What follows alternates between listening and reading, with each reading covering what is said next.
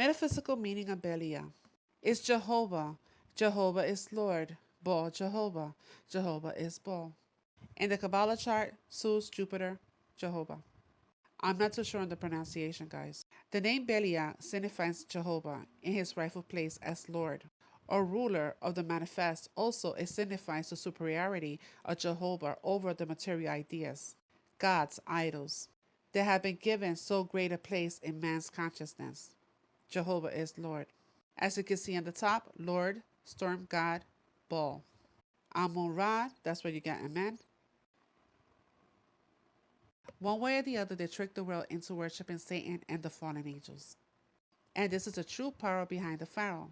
You see, the reptilian, which is the serpent race, because the serpent is a reptilian. As a Semitic common noun, Baal meant owner or lord. Although it could be used more generally, for example, a ball of wings was a winged creature. Temple of Dan, the tribe of Dan that broke off the tree of life.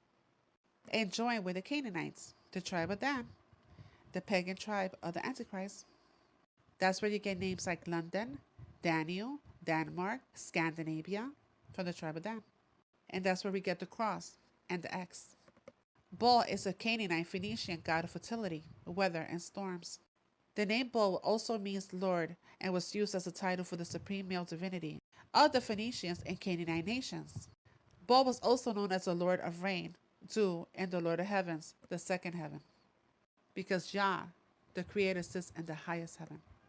You guys are familiar with the so-called Star of David, that there's no such thing as a Star of David. This is the Star of Rephaim or Moloch. The mythology developed a certain hierarchy of demons. A demonarch, who presumably was Satan, ruled over all the demons on earth. He was also known as the Prince of Evil, Belial. The Hebrew Belial, meaning Jahwe, is Baal. Next in the hierarchy of demons was Asmodeus, the king of demons, and his wife Lilith, chief demoness of the Jews.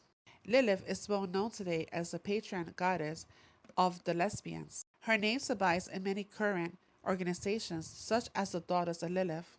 This choice of patroness suggests that there may have always been a certain amount of demonic impulses in homosexual practices.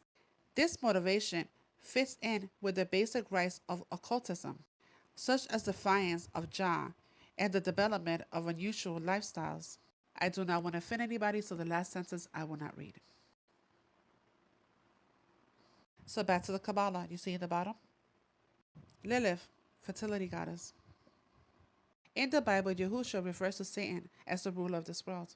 Yahushua's reference is to the world that is under the control of evil, and he came to overcome it and overthrow the consequences of the evil one's rebellion. I will just be reading the bottom portion, not the top. Because of the extraordinary powers, demons have always attracted a certain number of followers on earth. Secret organizations, which insist on concealing their rights and their programs from all the outsiders, must do so in order to prevent exposure and punishment. Know in all these things that we are more than conquerors through him who loves us. For I am sure that neither death, nor life, nor angels, nor rulers, nor things present or things to come, nor power, nor height, nor depth, nor anything else in all creation will be able to separate us from the love of Yah and Yahushua HaMashiach. On that day, Adonai will punish the fallen angels on the earth and the proud rulers of the nations of the earth. They will be rounded up like prisoners and imprisoned in a dungeon until they are tried and condemned. You know they gave us another Jesus, right? Another Yahushua. For if someone comes and proclaims another Yahushua than the one that we proclaim, or if you receive a different spirit than the one you received, or a different gospel than the one you accepted, you put up with it too easily. But even if we are an angel from heaven should preach a gospel other than the one we preach to you, let them be under Jah's curse. So another name for Baal is Yahweh that also appears in the Kabbalah. And I covered this before already. That Satan seduced Eve and she bore Cain, and that's where the Canaanites come from. The serpent seed is from Eve and Satan. The leader Satan, the adversary of Yah, also known as Satono as the Saturn, who was the serpent that entered into and seduced Eve, producing the first murderer, Cain. You see what I circled on the bottom? The Canaanite story of Baal and YHWH. You see Enki and Lai, YHWH, and Baal. Enki and Lai Satan. You know why names don't appear in the Kabbalah? Yahushua and Yahuwah don't appear in the Kabbalah. Voices from the Dust, if you haven't seen it, I highly recommend it. It's on our relics that they found in our lands, the Michigan relics. And among them was the name of the Creator, Jov He Vahe. Jov He Vahe is not mentioned either in the Kabbalah. Not to be confused with Jehovah, for it means hand, behold, nail, behold. So back to Balaam. Says that fornication separates man from Yah and brings him near to Balaam. That's why the media pushes fornication so much. Read the reading of 1 Corinthians 6. Flee from sexual immorality.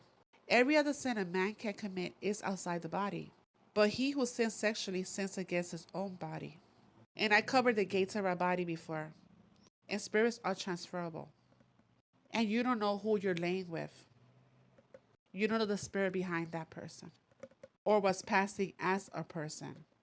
Waterfalls, stick to the rivers and lakes. This is why. Look up there. Look at it now. Look close. Look close. Look real close. Yeah, this is why you don't go after none of that strange. You walking up the street and some of that strange walk by, you leave that strange alone. Don't be pursuing none of that strange. Don't go chasing waterfalls.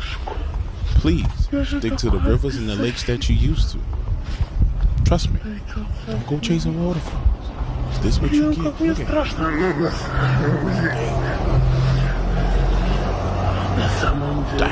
То, чтобы ко мне кто-то подошел. Потому что бояться буду не я.